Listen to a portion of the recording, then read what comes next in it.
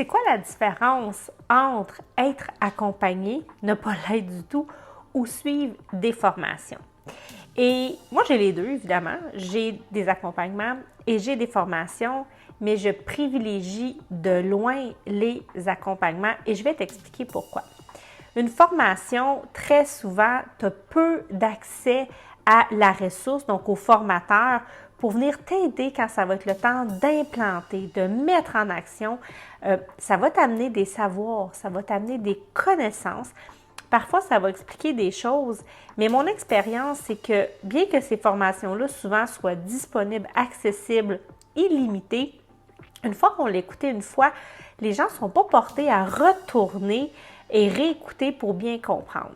Donc, c'est certain que le soutien pour le mettre en application est moins là dans des formations, mais on va s'outiller, on va chercher des connaissances, on va chercher ces fameux savoirs-là qu'on veut avoir. À l'inverse, l'accompagnement, il y a une portion évidemment d'enseignement, il y a une portion où il va y avoir du contenu de la matière, mais c'est vivant. Il y a de la relation, il y a de la communication avec le coach ou l'intervenant, le thérapeute, peu importe avec qui tu décides de travailler, qui va venir soutenir toutes les actions que tu vas mettre en place. Parce que si tu es allé à l'école dans ta vie, tu dois savoir que on ne vit pas en théorie, hein? J'aime ça utiliser cette expression-là. On vit dans la pratique.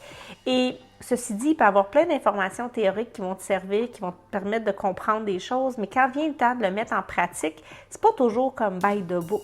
Il y a des petites particularités, tu vas avoir des réalités, il va se passer des choses. Donc, l'accompagnant vient vraiment soutenir ton déploiement, ton intégration. Et j'aime ça partager de ces 4 niveaux de connaissances-là où il y a le savoir. Donc, on peut savoir bien des choses, mais après ça, il faut les comprendre, ces choses-là. Et après ça, il faut les intégrer. Donc, il faut vraiment se les approprier, c'est ce que ça veut dire. Et enfin, les incarner. Et quand on les incarne, c'est que ça veut dire, un peu comme c'est rendu automatisé en soi, c'est notre façon d'opérer, c'est cellulaire. L'accompagnant va t'aider à faire ces 4 étapes-là, ces 4 processus-là, ce que la formation ne te permet pas de faire.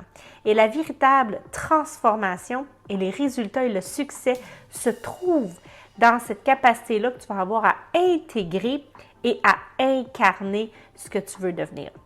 Donc, pourquoi est-ce que je mets toujours l'emphase davantage sur mes accompagnements plutôt que sur mes formations? Parce que je veux le bien de mes clients, je veux la transformation, je veux le succès et je sais que ça passe par de l'accompagnement.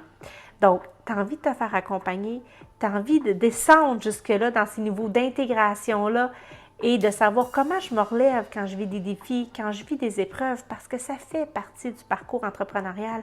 Alors, viens me jaser, viens m'écrire en privé, puis ça va me faire plaisir de t'aider.